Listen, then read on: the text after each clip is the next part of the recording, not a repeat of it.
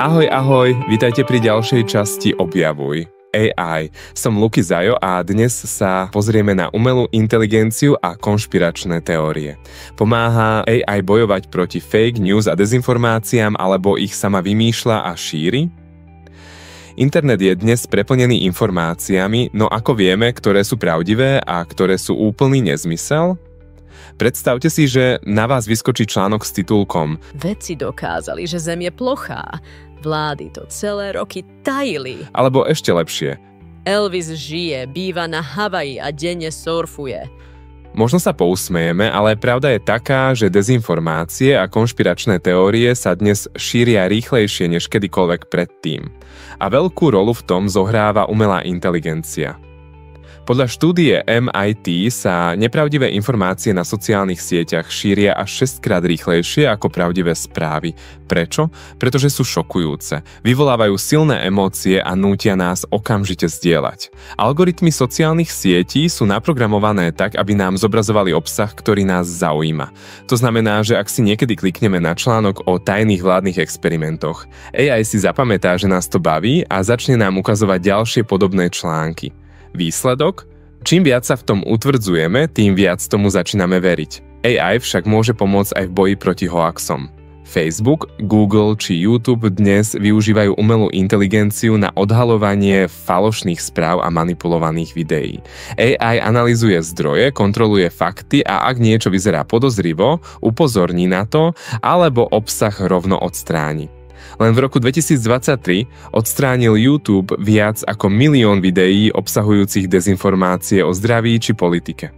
Otázka ale je, môžeme AI veriť? Problém je, že umelá inteligencia sama nedokáže odhaliť úplne všetko. Fake news sa totiž neustále vyvíjajú a prispôsobujú.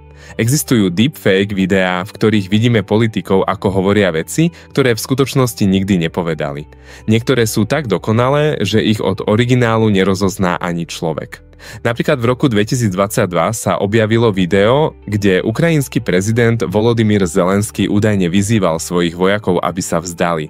Video bolo úplne falošné, ale niektorí ľudia mu uverili.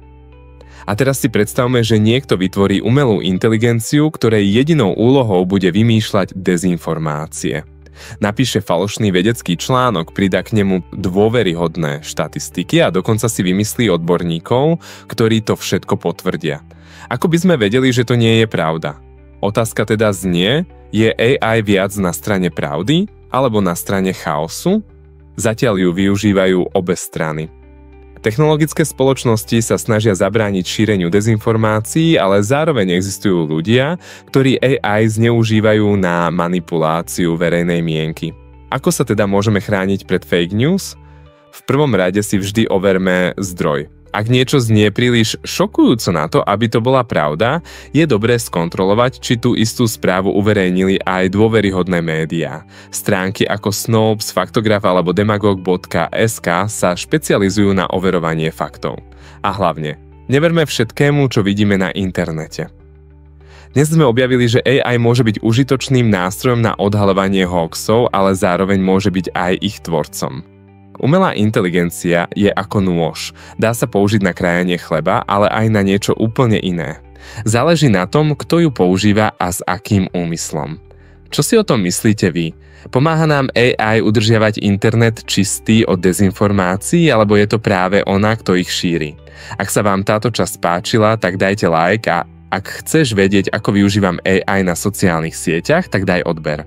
Som Luky Zajo a toto bola ďalšia časť série Objavuj AI.